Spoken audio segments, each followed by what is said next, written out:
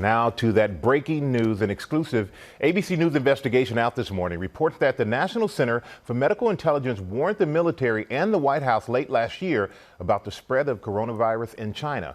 Our senior White House correspondent Cecilia Vega joined us now with the details. Good morning, Cecilia. Hey, Michael, good morning to you. So it was just yesterday that President Trump said no one had even heard of the virus 2 months ago. But we are now learning that as far back as late November, American military medical investigators overseas sounded the alarm to officials right here at home about a contagion that was sweeping through Wuhan.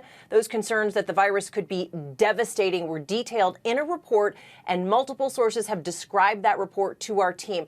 Now, it's not just that. There were repeated briefings for policymakers across the federal government through December, and by early January, the warnings made it into the president's daily briefing. But it wasn't until late January that President Trump made his first public comments about this virus, saying that he wasn't at all worried about it and that he had it totally under control. Of course, this is now raising serious questions about whether the administration could have ramped up the response efforts before it actually did.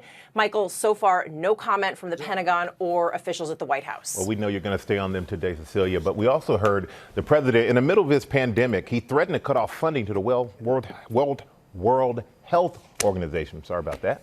Yeah, no, he did. You're right, Michael. And it's because he says he's angry with the group, saying that they've been too China-centric during this outbreak. And he said point blank, we're going to put a very powerful hold on the money given to them. But then just a few minutes later, he seemed to backtrack, saying that he's now strongly considering it, Michael. But if this does happen, it would be huge. The U.S. is the largest single contributor to the WHO. We're talking hundreds of millions of dollars, Michael. And not long ago, he was praising the WHO. Thank you so much, Cecilia.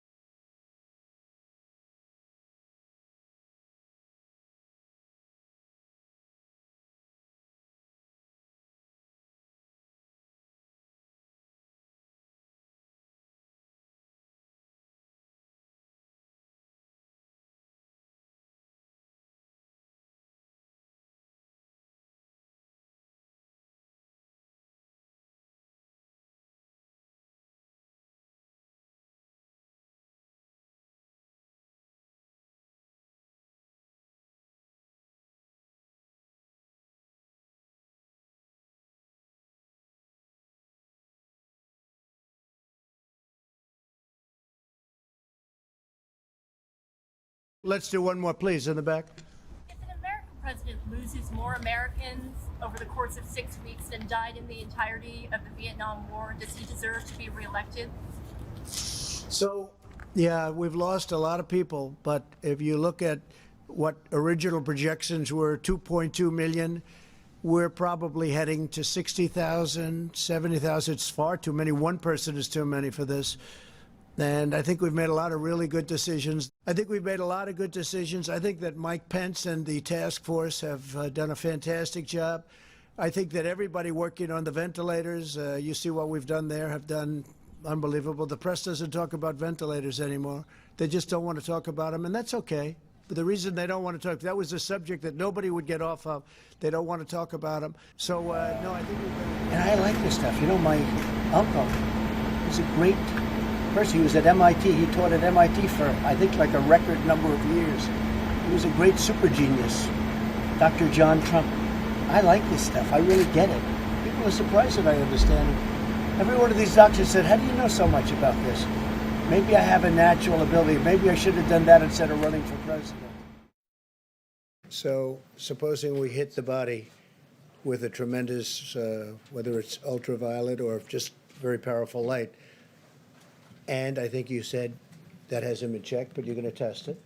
And then I said, supposing you brought the light inside the body, which you can do, either through the skin or in some other way. And I think you said you're going to test that, too. Sounds interesting. Right, and then I see the disinfectant, where it knocks it out in a minute, 1 minute, And is there a way we can do something like that by injection inside or almost a cleaning? Because you see it gets on the lungs and it does a tremendous number of the lungs. So it'd be interesting to check that. So that you're going to have to use medical doctors with. But it sounds interesting to me. So we'll see. But the whole concept of the light, the way it kills it in 1 minute, that's pretty powerful. I would like you to speak to the medical doctors to see if there's any way that you can apply light and heat to cure. You know, if you could. And maybe you can, maybe you can't. Again, I say maybe you can, maybe you can't. I'm not a doctor. But I'm like a person that has a good, you know what. But, sir, you're the president. Deborah, have you ever heard of that? The heat and the light relative to certain viruses, yes, but relative to this virus? Not as a treatment. I mean, certainly fever is a good thing when you have a fever. It helps your body respond. But not as, I've not seen heat or light. I think it's a great thing to look at. I mean, you know, okay? Respectfully, sir, you're the president, and people tuning into these briefings, they want to get information and guidance and want to know what to do. They're not looking for rumors. Hey, Phil, I'm the president, and you're fake news. That's a little confused right there. The makers of Lysol have responded to what the president said. Lauren, what are they saying? They're saying don't ingest disinfectants. The Lysol makers say this: as a global leader in health and hygiene products, we must be clear that under no circumstance should our disinfectant products be administered into the human body through injection, ingestion, or any other route, excuse me. So basically saying they're good for surfaces, they're not good when you insert them into your body. The White House is commenting and clarifying on what the president said yesterday. Kayleigh McEnany, the White House press secretary, says this: President Trump has repeatedly said that Americans should consult with medical doctors regarding coronavirus treatment. Can you clarify your comments about injections of disinfectant? They're quite provocative. No, I was asking a question sarcastically to reporters like you, just to see what would happen. Now, disinfectant for doing this, maybe on the hands, would work. And I was asking the question of the gentleman who was there yesterday, Bill, because when they say that something will last 3 or 4 hours or 6 hours, but if the sun is out or if they use disinfectant, it goes away in less than a minute. Did you hear about this yesterday? But I was asking a very sarcastic question to the reporters in the room about disinfectant on the inside. But it does kill it, and it would kill it on the hands, and that would make things much better. That was done in the form of a sarcastic question to the reporters. But you were asking your medical experts to look into it. Were you being sarcastic with them? To look into whether or not sun and disinfectant on the hands, but whether or not sun can help us. Because, I mean, he came in yesterday and he said they've done a big study. This is a study. This isn't where he hasn't done it. This is where they've come in with a final report that sun has a massive impact negatively on this virus. In other words, it does not live well with humidity, and it doesn't live well with sunlight, heat. It doesn't live well with heat and sun and disinfectant. And that's what I brought out, and I thought it was clear. Okay, anything else? Mr. President.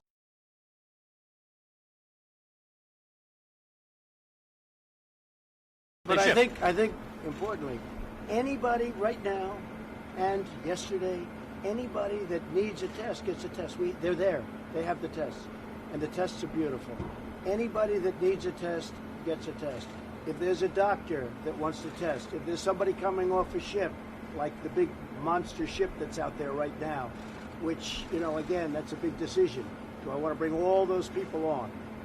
People would like me to do that. I don't like the idea of doing it. But anybody that needs a test can have a test. They're all set. They have them out there. In addition to that, they're making millions of more as we speak. But as of right now and yesterday, anybody that needs a test, that's the important thing. And the tests are all perfect.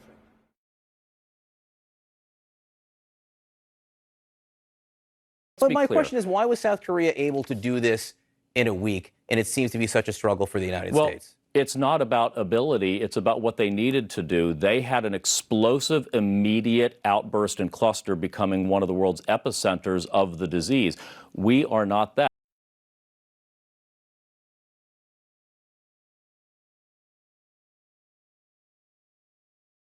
Well, there was word today that President Trump has requested test kits from South Korea to help fight the COVID-19 pandemic here in the U.S. South Korea winning praise for quickly ramping up mass production and implementation of tests. I don't have the support that I need and even just the materials that I need physically to take care of my patients. And it's America. And we're supposed to be a first world country. Joining us now, the governor of Maryland, Larry Hogan. Governor, I know you're incredibly busy right now, but thanks as usual for joining us. I don't know if you heard, but the president just a few moments ago spoke about how the White House actually provided a list to the governors of additional testing capacity in their states. And then he singled out you, saying you didn't really understand that list. He said some of the governors, like as an example, the governor from Maryland, didn't really understand the list. He didn't understand too much about what was going on. It was bipartisan criticism, by the way. You're a Republican. He also criticized Democratic Governor J.B. Pritzker of Illinois. How do you respond to the president at a time like this? He's singling you out and Governor Pritzker for criticism. Well, I don't want to get into criticizing back and forth, Wolf. The president was not on the call. I thanked Vice President Pence and the president's team that was there for all the progress that they've been making. But I actually started off the discussion on behalf of the governors and thanked all of them for the progress in many different areas. I think what the president may be referring to is that they sent out a list to each of the governors of all of the different lab facilities in their states, which most of the governors already knew where the lab facilities were in their states. I happened to bring up at the beginning of the meeting, well, we appreciated that list. More than half, most of the ones that they sent me in Maryland were all federal facilities, including NIH and FDA and Walter Reed and multiple Fort Detrick and Aberdeen Proving Ground. So they were either federal health facilities that we've been desperately trying to get help from, or military installations, none of which were state-owned labs or facilities where we could actually do any testing. But I'm not sure what the president's referring to. I have a pretty good understanding of what's going on, and I appreciated the information that was provided by his team, but he wasn't there for, I'm not sure what he was trying to say. Yeah, well, and you're the chairman of the National Governors Association, so you're the leader of all of 50 of these governors who were on the call with the vice president. Earlier today, and you announced the shipment of tests coming into Maryland from South Korea that will allow you to conduct 500,000 tests. This is a dramatic development. How did this deal come through? Well, as you know, the president has been repeatedly saying that the states should really be on their own, or not on their own, but they should take the lead on doing testing, that the federal government would back us up, but that the governors needed to go out and get their own testing. And we've all been out there, the governors, trying to compete with one another all around the country and around the globe to try to get testing. This is a huge development for us. We've been working on this for about 22 straight days and nights. My wife, who's originally from South Korea, we have a pretty good relationship with the president of South Korea, with the ambassador here in Washington, and we've been negotiating back and forth with Korean companies. We were able to get 500,000 tests that landed at Baltimore Washington International Airport on Saturday. It was a tremendous accomplishment for us. We're very excited. Still got a lot more work to be done, but that's more than the total amount of testing that has been done in 4 of the 5 top states in America so far. Because testing is so critical right now. But what does it say, Governor, about the state of testing in the country right now, that you, the governor, had to turn to South Korea to get what you needed? Because normally the federal government would be dealing with South Korea. Well, look, we're just happy to have the help from the Republic of Korea, and we want to thank the federal government for their assistance as well. We're going to need some pieces and components, things like swabs, which we talked about today on the call.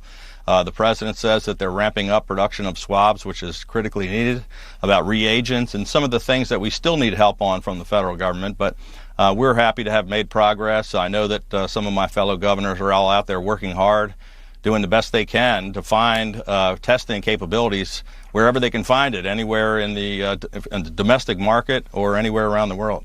Your colleague, Governor Kemp of Georgia, Brian Kemp, he announced today, and it's pretty dramatic. We've been reporting it, and I want to get your reaction, that there will be in Georgia what he called an incremental reopening of certain businesses, including gyms, fitness centers, bowling alleys, body art studios, barbers, hair and nail salons, massage therapists as early as this coming Friday, and that theaters and restaurants can open in Georgia next Monday, a week from today. He says bars, nightclubs, and music venues will remain closed for now. Well, what is Maryland even close to any of that? What's your reaction to that? Well, the governor of Georgia is a friend and a colleague, and I can't really speak to what the situation is on the ground in Georgia, but I can tell you that, here in Maryland, we're going to be announcing later this week, kind of a well thought out, gradual plan that's based on the sciences. We're trying to get our economy opened as quickly as we possibly can, but we want to do it in a safe way. And we're following the guidelines that were just put out by the president on Thursday evening, which call for downward numbers for over a period of 14 days, which we don't have. I'm not sure what the situation is in Georgia, but a number of states are still not at that point where we're able to do that quite yet. The president has been praising people for protesting measures meant to protect their health. You've seen some of the protests emerge. Some are here in this area, including Maryland, D.C., and Virginia, for example. What do you think about that? Does that put pressure on governors to start opening up potentially too quickly right now when the president is going out of his way to say these protesters are doing what they should be doing? Well, I think it was unfortunate to send out conflicting messages because the president's own plan, as I just said, tells states that they should not even consider opening until they have 14 days of downward numbers, which most states don't have, including mine or any of the states where they're doing the protests. So I think the president was kind of sending out messages encouraging people to protest against his own plan, which doesn't seem to make any sense. But today they attempted to stage protests in Annapolis. Only 3 people showed up, and it hasn't put any pressure on me to open up any earlier than we have to. Governor Cuomo, the vice chairman of the National Governors Association of New York, he says they're looking at budget cuts right now in New York of 20% to hospitals, to schools, unless the states start getting some federal funding. If Congress doesn't get money to the states in the next stimulus deal, are other states, including Maryland, going to have similar budget cuts? Do you have enough cash on hand to deal with the critical issues of the state of Maryland? Well, sure, this is a top issue for the National Governors Association, one we've been pressing very hard on. I was happy to hear the president yesterday in his press conference. The question came up about would he support the $500 billion stimulus funding out to the states. And he said he would in the fourth stimulus package, which we're very happy to hear. We've been pressing that issue for quite some time. There's bipartisan support among that, both in the Senate and among the governors, and it's encouraging to hear. I think, look, in our state, we may have as much as a $2.8 billion shortfall just in the fiscal year that ends on July 1. And we've got a AAA bond rating and $1 billion rainy day fund, but that's not nearly going to be enough to take care of the downturn in revenues from all the tough decisions we've had to make. I keep hearing the same thing from governor after governor after governor, Democratic governors, Republican governors all over the country. Governor Larry Hogan, you've been on the front line in fighting this coronavirus pandemic. We are all grateful to you for what you're doing. Thanks so much for joining us. And tonight we've learned that Democratic governors asked Vice President Mike Pence during a conference call to help them control those protesters that Janet just mentioned, even though the president has been encouraging them on Twitter and at his daily briefings. Weijia Zhang is at the White House tonight. And Weijia, what else did the governors ask for? Oh, Nora, they are still begging the White House to help them get testing supplies. And one senior official who works for a Democratic governor who listened in on that call said it is, quote, insane and criminal. The administration is not doing more to help. But tonight, once again, the president said the burden is on the states. Tonight, governors are pleading with President Trump for more coronavirus tests. We need a lot more testing across the country. During a conference call with governors today, Democratic leaders from Michigan and North Carolina urged Vice President Pence to stress social distancing, worried anti-quarantine protests in their states could lead to a spike in new infections. The vice president acknowledging on the call and at a Sunday briefing. Areas that we continue to watch carefully on the task force include the Chicago metro area, Boston metro, and the Philadelphia metropolitan area. Maryland's Republican Governor Larry Hogan said today he was so desperate for test supplies that he had his South Korean American wife Yumi help broker a $9 million deal to get 500,000 test kits from South Korea. The administration made it clear over and over again that they want the states to take the lead, and we have to go out and do it ourselves, and so that's exactly what we did. Congress is just days away from a vote to replenish the Small Business Fund, while storefronts like these in Evanston, Illinois sit closed, waiting for help.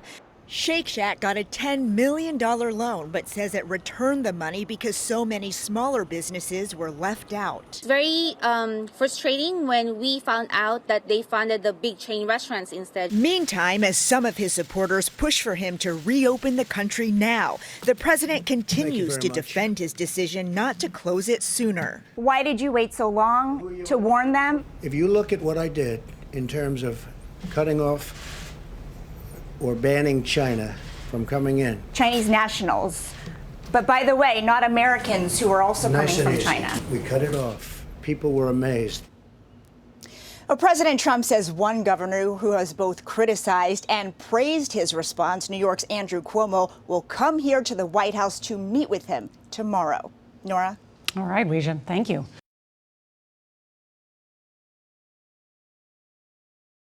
Somebody asked me why it took so long. I actually said you should look at how did we do this so quickly, and what's really happened is truly the government, federal government, rose to the challenge, and this is a great success story. And I think that's really what needs to be told. I think you'll see by June a lot of the country should be back to normal, and the hope is that by July the country's really rocking again.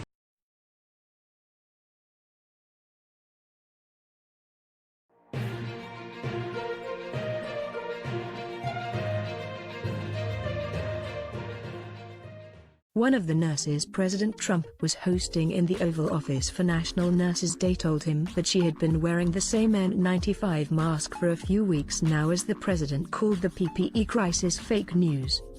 Sophia Thomas, the president of the American Association of Nurse Practitioners, who practices in New Orleans, said there were areas where the PPE supply was not ideal. But this is an unprecedented time, and the infection control measures that we learned back when we went to school, one gown, one mask for one patient a day or for a time, this is a different time, she explained. I've been reusing my N95 mask for a few weeks now, she continued. I just broke out a new to come here in case I needed to wear it. She described the supply of PPE, personal protective equipment, sporadic, but manageable.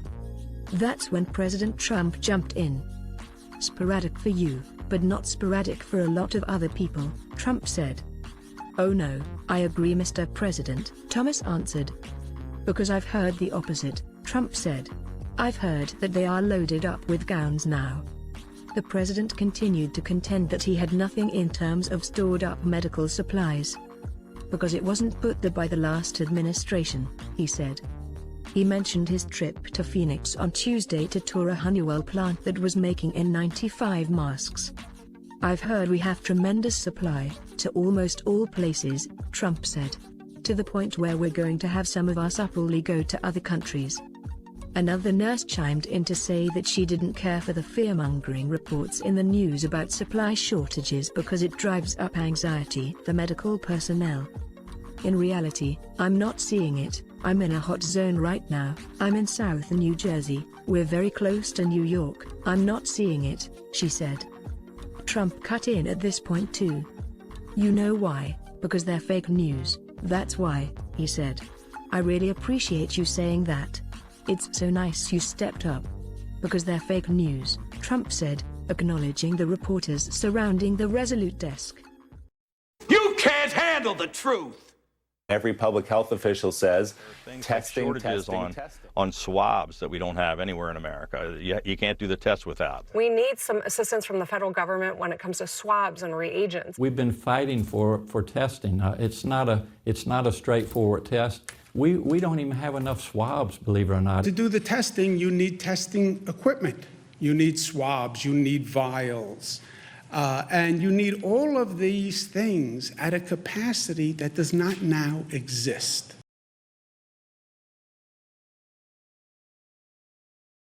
Dawn Clements in Largo, Florida, has been sick since Friday.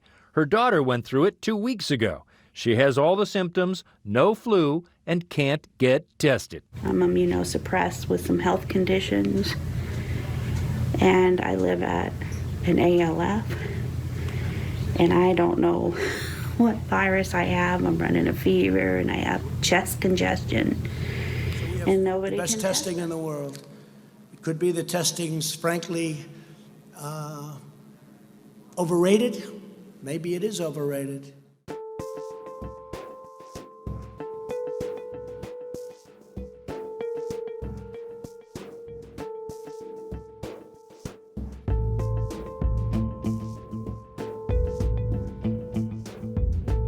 So we have the best testing in the world. It could be the testing's, frankly, overrated. Maybe it is overrated. And don't forget, we have more cases than anybody in the world. But why? Because we do more testing. When you test, you have a case. When you test, you find something is wrong with people. If we didn't do any testing, we would have very few cases.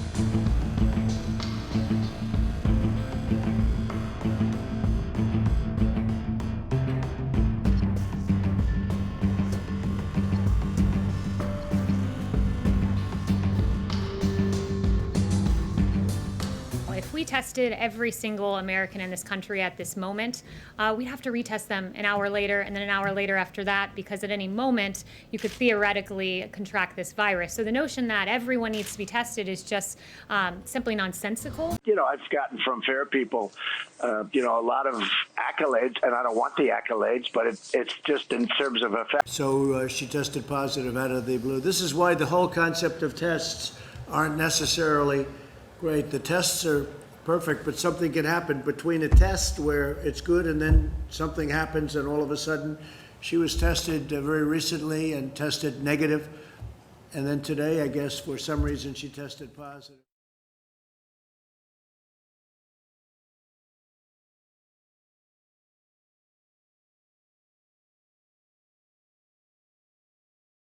As the New York Times said, we have Monday Night Football type ratings. But even they said that the ratings are like Monday Night Football ratings and that these are like Bachelor finale. That's their end. When the big deal happened, I have no idea what happened because I'm too busy working on this. Somebody will tell me what happened.